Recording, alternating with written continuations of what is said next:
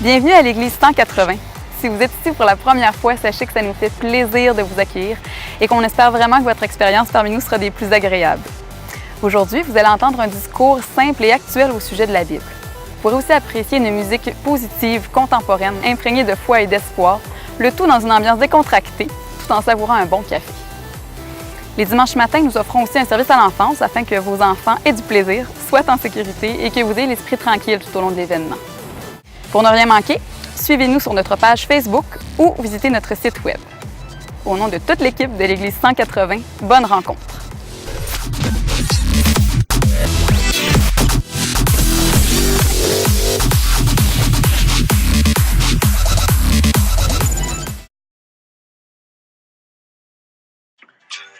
Everything you said they already knew, more or less. Well, here's something that you didn't know. 2 of those special atomic bombs haven't gone off.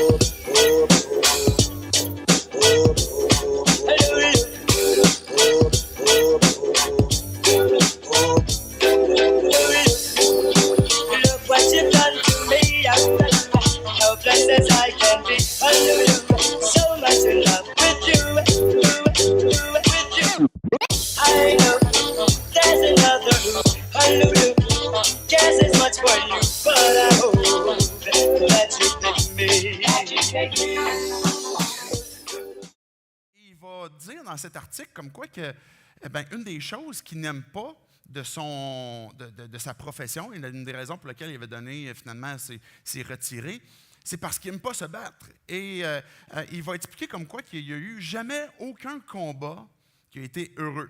Puis c'est ces mots, puis je trouvais intéressant qu'il emploie l'expression qu'un combat heureux, ça n'existe pas. Quand on arrive nous-mêmes dans des combats dans nos vies, on est conscient et on comprend très bien que c'est difficile que d'être heureux. C'est difficile que d'avoir notre vie bien arrangée, bien orchestrée, comme on le souhaite le placer, et de demeurer heureux et de faire semblant avec Dieu que c'est correct, tout est beau. Peut-être que tu visites ce matin, tu écoutes en ligne et tu as cette curiosité à l'égard de Dieu et tu t'es posé justement cette question, à savoir, est-ce que Dieu existe? Est-ce que Dieu, je peux le découvrir plus? Est-ce que je peux entrer en relation avec lui? Qui est Dieu? Et d'un autre côté, peut-être que ce challenge de « mais comment ça se fait qu'il y a autant de mal? Comment ça se fait que je peux vivre autant de combats? Comment ça se fait que, si Dieu existe, que la joie semble difficile à maintenir, qu'il y a souvent des combats dans la vie et puis que le fait d'être heureux semble pénible? » Le premier chapitre du livre de Ruth nous présente justement cette perception comme quoi que des fois, il n'y a plus rien qui tient. Il n'y a plus rien qu'on peut maintenir, plus rien qu'on peut contrôler. Et on a besoin de savoir, mais qu'est-ce qu'on fait? Comment est-ce qu'on va regarder les circonstances? Et qu'est-ce qu'on va faire avec notre cœur qui a peut-être envie d'abandonner? Peut-être que tu es croyant, peut-être que tu écoutes en ligne, peut-être que ça a été pour toi une occasion d'abandonner, de dire, moi j'ai trouvé que Dieu est intervenu peut-être trop durement dans ma vie. Ou peut-être que tu vas dire, j'ai eu des circonstances dans ma vie que j'ai perdu un être proche, j'ai perdu un travail, j'ai eu des circonstances difficiles, puis j'ai l'impression que Dieu n'est pas intervenu. Qu'on soit croyant ou non, ça peut devenir une tension dans nos propres cœurs de Dieu agit comment? Qu'est-ce qu'il est en train de faire présentement dans ma vie? Je veux commencer avec le premier verset, le tout premier verset de l'histoire de Ruth, pour qu'on puisse comprendre le contexte dans lequel cette histoire va se faire. Mon travail pour moi ce matin va être surtout de poser le contexte de cette histoire pour qu'après ça, on puisse voir aussi la suite. Le tout premier verset va donner la trame de fond de cette histoire. À l'époque des juges, il y eut une famine dans le pays.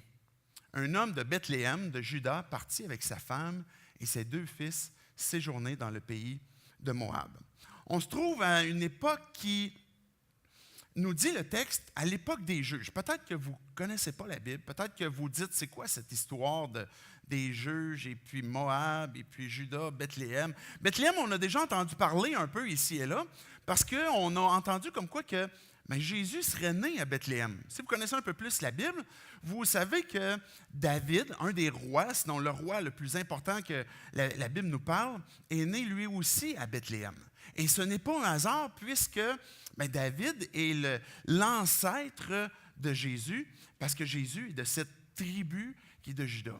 Pour comprendre le contexte global de la Bible et de voir comment est-ce que cette histoire de Ruth vient s'insérer dans le plan de Dieu, on peut regarder l'illustration suivante pour voir ce que j'appelle l'histoire de Dieu ou l'histoire de la rédemption. Excusez les mots anglais, j'ai trouvé que l'illustration était bonne pour qu'on puisse comprendre le plan global. Quand on imagine, on réfléchit à la Bible, qu'il y a plusieurs livres, plusieurs histoires, plusieurs choses qui nous sont écrites, c'est facile peut-être de perdre la trace du plan.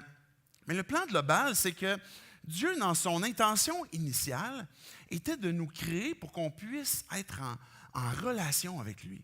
Il nous a créés à son image pour qu'on puisse vivre des émotions, qu'on puisse avoir une intelligence et puis discuter avec lui, qu'on puisse avoir cette relation avec lui qui fait qu'on vit une vie abondante. On a cette qualité de vie qui est parfaite, qui est sans problème, sans reproche, et qu'on puisse justement avoir une forme de liberté, de relation, d'accomplissement complet et total.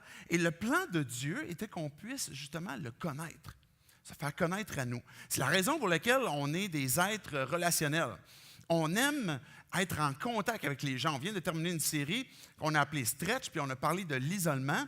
Et on a vu comment est-ce que dans notre société, et chacun d'entre nous, on est concerné un jour ou l'autre par l'isolement, parce que ça nous fait souffrir que de ne pas pouvoir avoir cette relation avec des fois des gens, avec des proches, dans l'Église qui est une famille. Des fois, on se sent même isolé.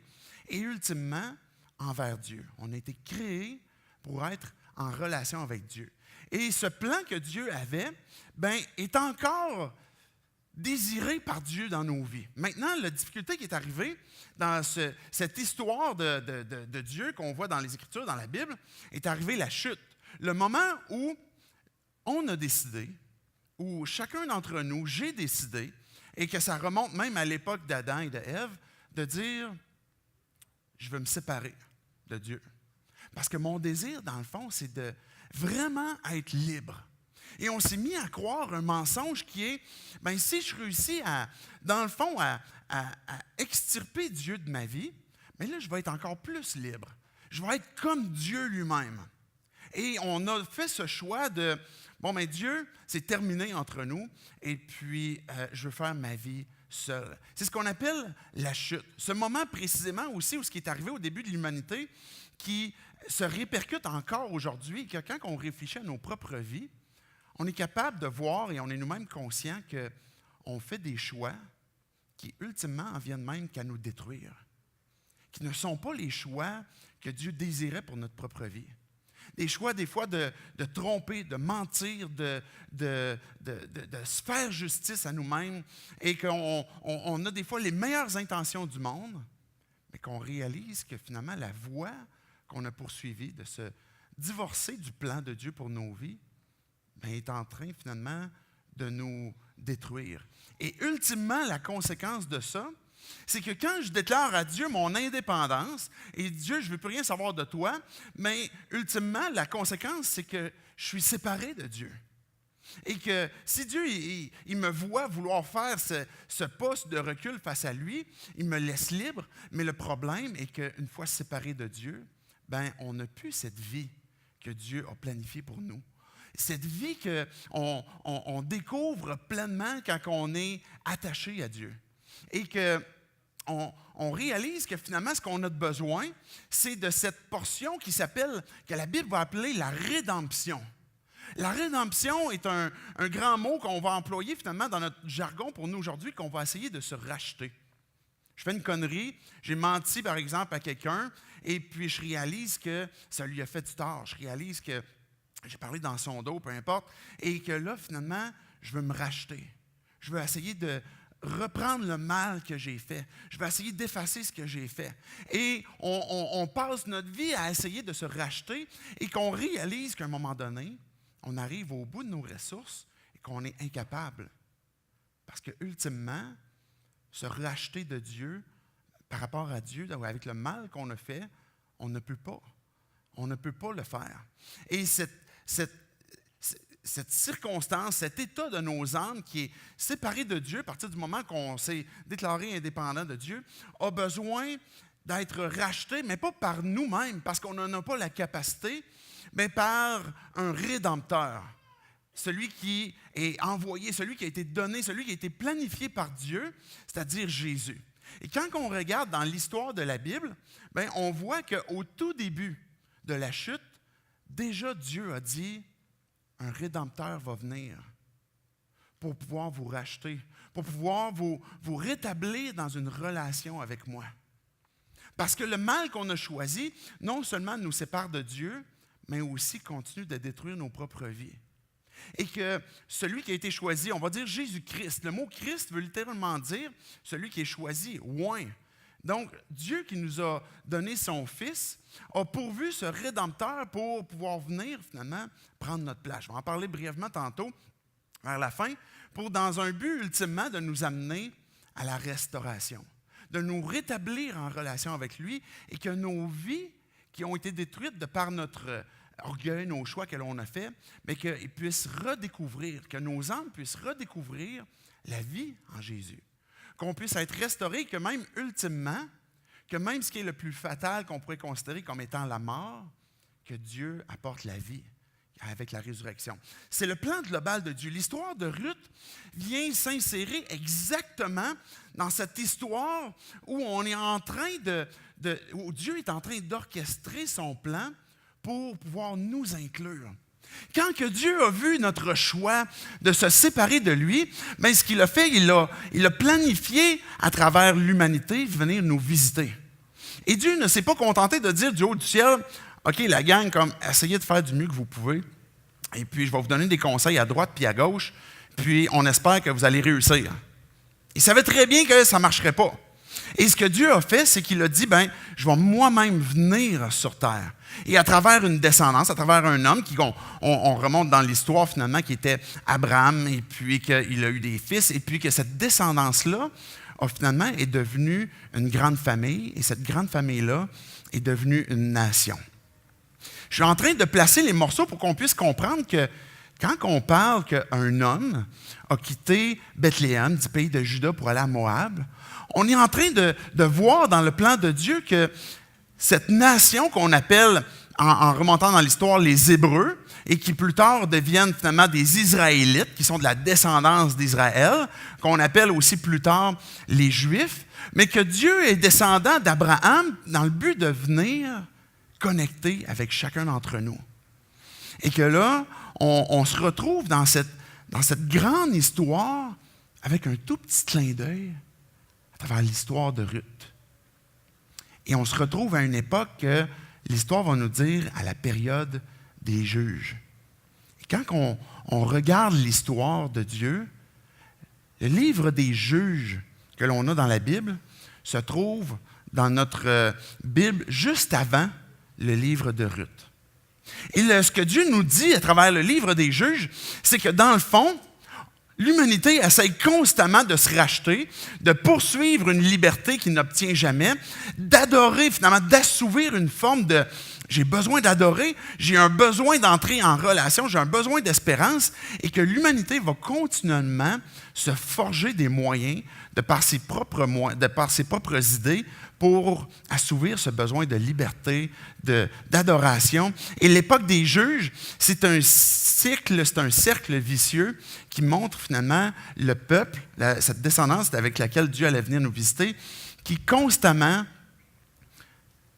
désobéissent, font le mal, tombent dans une forme d'idolâtrie. Et quand on parle d'idolâtrie à l'époque des juges, c'est plus que de dire, OK, là, il y a l'Éternel, il y a Dieu, puis là, il y a des idoles qui sont des statues. Il faut comprendre que, dans le fond, derrière les idoles, ce qu'il y a derrière, c'est le cœur humain. Parce que les idoles qu'on se forgeait à l'époque, c'était dans le but, finalement, d'assouvir ce désir que chacun d'entre nous, on a. Et il y avait des idoles de sexualité, il y avait des idoles pour je parle les mots, là, pour le travail ou pour la culture ou pour qu'on puisse obtenir plus de moissons, etc. Et il y avait une forme finalement, je veux plaire à ce que mon cœur désire. Et je vais me forger ces idoles-là. Et là, le peuple, dans les juges, on voit que constamment retourne vers ce qu'ils veulent se plaire à eux-mêmes. Et puis finalement, Dieu, qui les aime, qui est un bon papa, les emmène dans des circonstances qui sont difficiles, qui sont des combats, où c'est pénible. Et je fais une parenthèse pour dire que ce n'est pas tous les combats ou ce n'est pas toutes les circonstances que Dieu nous a placés dedans pour nous faire punir ou pour nous rendre la vie difficile. Ce n'est pas le cas. Dans le cas des juges, on voit qu'à l'occasion, c'est ce que Dieu fait. Il les emmène dans des circonstances qu'ils vont perdre leur liberté. Ce à quoi ils courent après constamment, ils vont perdre leur liberté. Et une fois qu'ils sont dans cet état où ils sont en perte de leur liberté, mais Dieu les interpelle, leur envoie ce qu'on appelle un juge, un libérateur. Et là, on a de ces histoires comme Gédéon, comme Samson, que vous avez peut-être déjà entendu, qui viennent et qui vont venir finalement représenter l'intervention de Dieu pour amener le peuple à revenir vers lui. Et ces juges vont venir et ne sont que des petits clins d'œil du libérateur ultime que Dieu veut envoyer, c'est-à-dire Jésus. Quand on voit, on peut revenir au verset 1.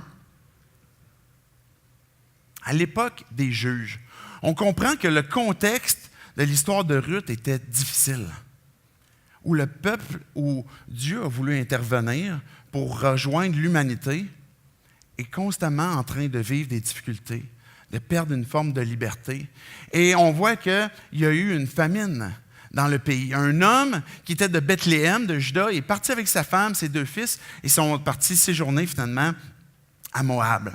Et les circonstances nous amènent à comprendre qu'il y avait un homme et sa femme, 2 fils sont partis et qu'il n'y avait plus de pain, il n'y avait plus de nourriture à leur maison. Vous savez, ce qui est intéressant aussi dans la Bible, c'est de voir comment est-ce que les noms viennent apporter du relief aux histoires. Les noms qu'on peut voir dans la Bible sont des fois des illustrations de ce que le peuple désirait, de ce qu'un parent pouvait désirer pour son enfant, mais aussi de nature prophétique où on voulait annoncer quelque chose qui allait se produire à travers lui. Par exemple, Jésus, c'est celui qui sauve. Et son nom est celui qui nous emmène à comprendre comme quoi il est celui qui est venu nous sauver. Pour nous, aujourd'hui, ça ne fait plus de sens. David, ça veut dire quoi? On ne le sait pas. Peu importe là, c'est quoi votre nom. On perd un peu le sens de ces éléments-là. Mais quand on pense à Bethléem, littéralement, quand un Hébreu entendait Bethléem, ce que ça disait, c'était la maison du pain. Et présentement, il n'y avait plus de pain à la maison du pain. C'est ça qui est ironique. Et que cette famille a décidé de partir pour aller vers un autre pays qui est celui de Moab. Il faut comprendre aussi une autre pièce à placer dans le puzzle pour qu'on puisse comprendre l'histoire de Ruth, c'est que les Moabites sont un peuple extrêmement corrompu. Ils ont entre autres un dieu, une idole qui s'appelle Kémosh. Il était peut-être plutôt moche, je ne sais pas, mais il était une idole que ce peuple, les Moabites, adoraient et que souvent, pour exprimer leur adoration, les Moabites, ce qu'ils faisaient, c'était des sacrifices humains et de leurs bébés, de leurs enfants, des fois les premiers fils, qu'ils donnaient et puis qui donnaient à cette idole-là. Et les Moabites n'habitaient pas trop loin de ce peuple-là, du peuple où venait la jeune famille. Ils sont partis à Moab. Et il faut savoir aussi que pour les gens de ce peuple-là, c'est-à-dire les Israélites qui s'en allaient vers Moab, c'était quelque chose qui n'était pas bien vu. Parce que non seulement ils étaient corrompus, mais aussi c'était un peuple né d'un inceste. Quand on remonte dans l'histoire, c'était Lot qui finalement avait couché avec ses filles, qui avaient donné des bébés, puis ça avait donné une nation qui est devenue finalement les Moabites. il y avait dans la pensée qui existait à l'époque, comme quoi que, c'est pas l'endroit où c'est pas une destination vacances. Tu vas pas là nécessairement pour passer du bon temps, et puis parce que c'est assez corrompu. On arrive dans l'histoire, finalement, un peu plus loin, on va continuer de lire, où on va voir que rien ne va plus. Le nom de cet homme était Élimélec. Dieu est mon roi. C'est ce que son nom veut dire. Celui de sa femme était Naomi, c'est-à-dire belle, heureuse ou bien heureuse. Et ses 2 fils s'appelaient Machlon et Kiljon, qui veut dire malade et faible. Je ne sais pas si c'était prophétique, je ne sais pas si c'était parce qu'ils sont nés, puis c'est comme, il y avait quelque chose qui faisait qu'il manquait de force un peu, là. Et il semble qu'il y avait une difficulté. Mais on va voir la suite. Ils étaient Éphratiens de Bethléem en Juda. Arrivés au pays de Moab, ils s'y établirent. Il faut voir aussi qu'encore ce qu'on voyait dans le verset 1, c'est qu'ils sont allés pour séjourner. Lui, Élimélec s'est dit, j'amène ma femme, mes fils, on s'en va là-bas, passer un temps, parce que là-bas, il doit y avoir de la nourriture, et puis après ça, on va revenir. Mais finalement, on voit dans le texte qu'ils ont fini que par s'y établir. Élimélec, le mari de Naomi, mourut, et elle resta avec ses 2 fils. Verset 4. Ils prirent des femmes moabites. L'une s'appelait Orpa et l'autre Ruth. Ils habitèrent là environ 10 ans. Machlon et Kiljon moururent aussi tous les 2, et Naomi resta privée de ses 2 fils et de son mari. On voit dans les tout premiers versets, on peut regarder aussi le verset 6 qu'on va inclure avant la suite de l'histoire. Alors elle se leva, elle et ses belles-filles, afin de quitter le pays de Moab.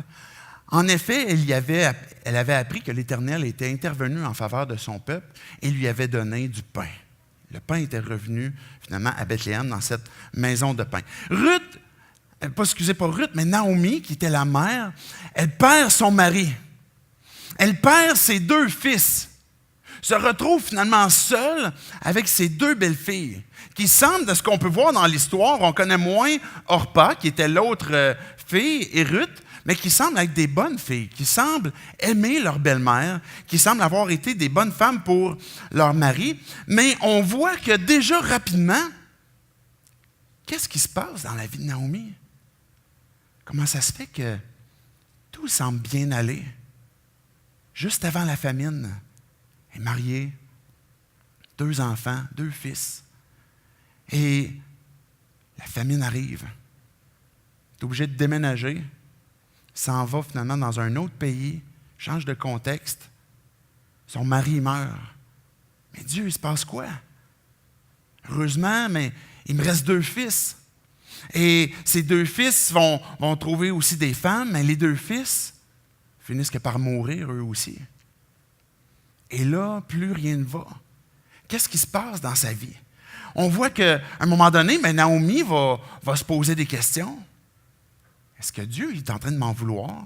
Elle va se lever, elle va prendre ses bagages, puis elle va partir. Puis finalement, l'histoire nous dit que ces 2 filles ils sont parties avec elle. Ils ont suivi, puis on retourne avec toi, Naomi. On va retourner avec toi, on va retourner avec toi à Bethléem.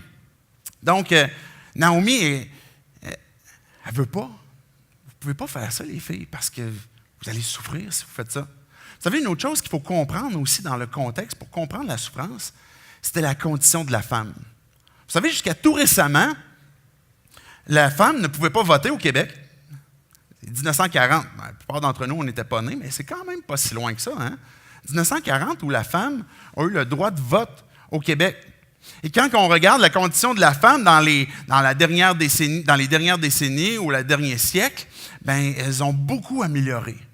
Mais quand on regarde dans l'histoire, à travers les divers peuples, la condition de la femme était très difficile. On a vu dans les années passées, l'année passée particulièrement, ça faisait 50 ans, que la toute première femme qui a pu courir au marathon de Boston, est-ce que vous avez vu ça passer? On peut apporter sa photo, là, on voit la femme ici en question, j'oublie son nom, qui était la toute première femme à courir officiellement ce marathon. Et on voit des gens qui essayent de l'attraper. Je ne sais pas si vous connaissez Prison Break, la course. Là. On dirait que ça ressemble à ça. Déjà, à l'époque, il essayait de se faire attraper. Mais cette femme-là, finalement, a couru. Il y avait des gens autour d'elle qui cherchaient à la protéger. Puis lui, ici, il trouve ça drôle. Je trouve la photo drôle pour ça. Mais c'est tout récent, ça fait 50 ans de ça. C'est la condition de la femme. Les femmes ne pouvaient même pas courir le marathon de Boston. Pourquoi? Peut-être que les gars avaient peur de se faire shifter par des femmes. Et puis, c'est ça, puis ça arrive, puis malheureusement, c'est mon cas. Souvent, il y a plusieurs femmes qui courent beaucoup plus vite que moi. Puis pas malheureusement, mais tant mieux, parce que dans les valeurs qu'on peut découvrir et qu'on va apprécier que Dieu nous communique, c'est une égalité en valeur des hommes et des femmes que Dieu va apprécier. Et là, on se trouve finalement même avec une femme étrangère dans un contexte extra difficile. Et Dieu pense quoi de Ruth? C'est une femme moabite qui est comme dans un contexte d'un pays qui est pas bon, et puis qui a toutes sortes d'idoles, et que là, finalement, cette femme va revenir en Israël. On pourrait imaginer encore dans cette même pensée comme quoi que, non, c'est pas la bonne chose, et puis de voir est-ce que Dieu vraiment va intervenir dans cette circonstance-là, même avec une femme étrangère. Il faut comprendre dans le contexte que les femmes n'avaient pas d'héritage comme tel. L'héritage qu'elles avaient était transmis de père en fils. Donc, pour Naomi, l'héritage qu'elle avait, le fait qu'elle pouvait habiter dans une maison, qu'elle pouvait manger, qu'elle pouvait avoir les vêtements, qu'elle pouvait avoir les ressources, c'est parce que son mari avait cet héritage, pas juste l'argent, mais il avait le droit de posséder. Et s'il mourait, mais ce qui arrivait, c'est que c'est les fils qui avaient finalement l'héritage, et les fils qui honoraient leur mère, en prenaient soin. Mais imaginez si le mari et les 2 fils meurent. Puis c'est ce qui est arrivé à Naomi. Et ce que ça voulait dire concrètement pour elle, c'est qu'elle était devenue une sans-abri. Plus de ressources. Plus rien. Et là, Naomi s'en va vers Bethléem. Et puis les 2 filles veulent revenir. Et puis finalement, Naomi va dire, les filles, faites pas ça. Parce que vous ne savez pas la misère qui m'attend. Naomi va même dire, Dieu s'est tourné contre moi. Partez, retournez. Parce que même si Dieu, mettons, me donnait un mari, puis que je tombe enceinte, puis que ça tombe que j'ai un garçon, vous allez être trop vieille de toute façon pour pouvoir marier mes fils. Il n'y a plus rien à faire avec moi. Et Naomi est découragée et encourage ses filles à « restez pas avec moi ». Et Ruth a décidé de rester malgré tout. Et on a cette déclaration que vous avez peut-être déjà entendue, qui est possiblement le verset le plus populaire du chapitre, du livre de Ruth, mais qu'on entend même aussi des fois dans des mariages, peut-être qu'on peut le mettre, qui est au verset 16, toujours dans le chapitre 1. Ruth répondit, « Ne me pousse pas à te laisser, à repartir loin de toi. Où tu iras, j'irai. Où tu habiteras, j'habiterai. Ton peuple sera mon peuple, et ton Dieu sera mon Dieu. Où tu mourras, je mourrai, et j'y serai enterré. » Ruth a dit à Naomi, « Je vais te suivre, et je vais être avec toi. » Mais on se trouve quand même dans un contexte de tout est en train de cracher. Et que Naomi, qui était dans l'abondance, maintenant, n'a plus rien. Peut-être que vous vous retrouvez vous-même dans des circonstances aujourd'hui où ce que vous luttez, vous avez un combat. Et que vous avez cette question par rapport à Dieu, il fait quoi Dieu? Est-ce qu'il est présent? Est-ce que je suis constamment attaché à une forme de souffrance à cause de la maladie? Peut-être que c'est la dépression. Vous entendez la neige qui s'en vient, puis c'est encore pire. Moi, c'est mon cas. En tout cas, je trouve ça un petit peu déprimant. Encore pelleter mon toit. Peut-être que c'est des circonstances d'une forme de culpabilité avec laquelle vous luttez. Peut-être que c'est une forme de solitude, de trahison. Peut-être que c'est à cause que vous êtes monoparental. Peut-être que vous voulez un enfant, que vous en avez perdu un, que vous êtes dans le deuil. Peut-être que c'est un divorce. Ça nous crée une difficulté par rapport à Dieu. Que vous soyez croyant ou non, vous êtes peut-être éprouvé présentement dans votre foi, dans votre confiance. Et que dans votre démarche de vouloir en savoir plus sur Dieu, peut-être que ça vient vous challenger. Et je veux lire un dernier texte pour après ça réfléchir à certaines leçons qu'on peut tirer de cette histoire-là. Lorsqu'elles entrèrent dans Bethléem, toute la ville fut dans l'agitation à cause d'elles. Les femmes disaient, « Est-ce bien Naomi? » Elle leur dit, « Appelez-moi plus Naomi.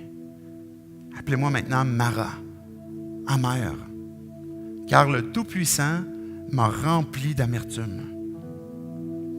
J'étais dans l'abondance puis à mon départ, et l'Éternel me ramène les mains vides. Pourquoi m'appelleriez-vous Naomi? Après que l'Éternel s'est prononcé contre moi, après que le Tout-Puissant a provoqué mon malheur. Comment croire quand le malheur s'abat sur nous? Comment faire confiance à un Dieu qu'on ne voit pas?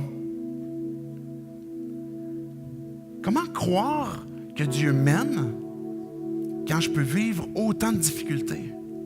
C'est peut-être les questions qui t'habitent. Comment est-ce que je pourrais adorer Dieu si j'ai l'impression qu'il est en train de m'écraser? Ce que Naomi est en train de dire, c'est l'Éternel s'est prononcé contre moi. Il a provoqué mon malheur. Il m'a rempli d'amertume.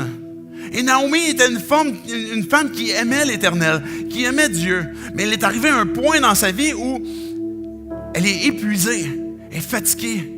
Les circonstances de sa vie sont pénibles. Et peut-être que vous vivez ce même type de combat qui est très loin de vous rendre heureux. Et comment est-ce que je peux croire à Dieu si j'ai l'impression que le mal autour de moi me montre comme quoi qu'il n'est pas là? Ces choses leur sont arrivées pour nous servir d'exemple. Comment faire confiance à Dieu? Une des leçons qu'on peut comprendre, c'est qu'on ne connaît pas tout de suite le prochain chapitre. Et ce matin, je fais exprès d'arrêter l'histoire là. Puis j'aurais envie de vous parler du chapitre 2, 3 et 4. Mais j'en parlerai pas. Parce que vous êtes peut-être au chapitre 1. Et le but, c'est pas de ne pas vous donner l'espérance. Mais c'est ce que vous vivez, vous ne savez pas qu'est-ce qui s'en vient. Vous ne savez pas comment Dieu va répondre. Vous ne savez pas qu'est-ce que vous réserve le chapitre 2, 3 et 4. Et quand Naomi est arrivée dans la ville, les gens parlaient, mais Naomi ne savait pas ce qui allait arriver. Et leurs circonstances, leur situation était en détresse. Et qu'on se retrouve des fois dans ces circonstances-là, et Dieu nous invite à lui faire confiance. Parce que quand on s'arrête pour réfléchir, on réalise qu'on a besoin d'espérance. On a besoin de voir au-delà de ce qu'on est en train de vivre. Puis la période d'attente, des fois, dans laquelle on se trouve, nous fait souffrir. Et vous savez qu'un synonyme de foi, de confiance, c'est attendre. Parce que quand j'attends Dieu, je suis en train de m'attendre à lui. Je ne sais pas, Dieu, ce que tu vas faire. Je ne sais pas comment tu vas intervenir. Là. J'ai l'impression que ce que je vis, c'est fatal. Mais Dieu, la seule chose qui me reste, c'est de m'attendre à toi. Et de mettre Dieu au défi de... Je vais attendre de voir comment est-ce que tu vas intervenir dans ma vie. Une autre leçon qu'on peut comprendre, c'est de vivre et de laisser vivre la souffrance. Dieu n'est pas contre la souffrance. Et Dieu n'est pas ce Dieu qui cherche à infliger constamment la souffrance. Mais la leçon que Dieu nous montre à travers cet épisode-là, c'est de voir une femme à travers sa loyauté, son amour pour sa belle-mère, de dire « Je vais t'accompagner, je vais être avec toi et que je vais souffrir avec toi et on va être ensemble et on va vivre ensemble cette communauté dans laquelle on va pouvoir s'encourager, se soutenir, se rappeler des choses qui sont vraies. » Pas dans le but de finalement de se juger. Des fois, on peut accompagner puis dire, ben écoute, il me semble que tu as fait un peu exprès, là. Tu as fait exprès pour te mettre dedans. Ou on va juger, ou on va condamner. Mais que Dieu nous interpelle à soutenir. Et que si c'est moi qui vis cette souffrance, même Dieu m'interpelle à exprime-moi-la. Dis-moi c'est quoi qui se passe. Viens à moi. Puis si vous avez été présent au courant de la série qu'on a eue l'été passé avec playlist, avec les psaumes, bien vous avez entendu et puis vous pouvez revoir ces psaumes des gens qui vont exprimer leur cœur. Dieu, je comprends rien. Pourquoi ça se produit? Qu'est-ce qui arrive? Et cette leçon comme quoi que Dieu nous invite à, des fois tu es au chapitre 1, tu ne sais pas qu'est-ce qui va arriver encore, mais fais-moi confiance. Puis parle-moi, dis-moi qu'est-ce qu'il y a et exprime-moi ton découragement. Et cette dernière leçon qu'on peut tirer aussi, qui est de tendre l'oreille. Parce que dans la souffrance, des fois, on peut avoir encore plus cette sensibilité à Dieu, qu'est-ce que tu veux me dire? Et Dieu n'est pas un accusateur. Dieu n'est pas un Dieu qui veut décourager. C'est un Dieu de vie, un Dieu de rédemption. Ce que cette histoire au complet de Dieu nous révèle, qui veut nous redonner une liberté, qui veut nous donner la vie. Et de tendre l'oreille, puis de demander à Dieu, Dieu, donne-moi la foi, donne-moi de croire en toi, parce que j'ai beaucoup de difficultés. Et de regarder ultimement à Dieu. Puis la Bible, ce que nous dit, c'est regarder à Jésus, celui qui vient susciter, celui qui vient faire naître la foi en toi. Parce que la façon que Dieu répond à la souffrance, c'est qu'il l'a pris lui-même. Et que Jésus a pris la souffrance pour prendre notre place, s'identifier à nous et porter avec nous. Et ultimement nous donner la vie. J'aimerais qu'on puisse prier en terminant. On va pouvoir avoir l'occasion de chanter à Dieu. Que les chants puissent aussi être une expression de notre cœur face à Dieu, de notre besoin qu'on veut lui demander. Dieu, on veut te dire qu'on a besoin de toi. On a besoin que tu viennes parler à nos cœurs. Dieu, que cette histoire qu'on a entamée ce matin, qu'elle puisse commencer à faire naître en nous la confiance. Qu'elle puisse faire naître en nous, Dieu, ce retour vers toi. Ou s'enraciner encore plus en toi. Ou que Dieu, notre recherche que l'on a de toi, puisse nous amener à tendre l'oreille. Peut-être au milieu même de nos combats, de nos souffrances. Dieu, on a cette question avec toi où comment est-ce qu'on peut faire confiance si on ne te voit pas? Si on peut vivre ces circonstances qui nous laissent juste présentement au chapitre 1 où il y a des circonstances qui semblent être parties en vrille. Que tu puisses venir parler à nos cœurs, à nos pensées. Nous rappeler, Dieu, qui tu es. Ou nous révéler qui tu es. Et Jésus, tu nous rappelles ce matin, toi qui es le Rédempteur, que tu es venu sur terre pour porter notre souffrance, pour porter le mal qu'on a choisi, pour prendre notre condamnation et nous donner la vie, la liberté en toi, Jésus. Et c'est en ton nom compris. Amen.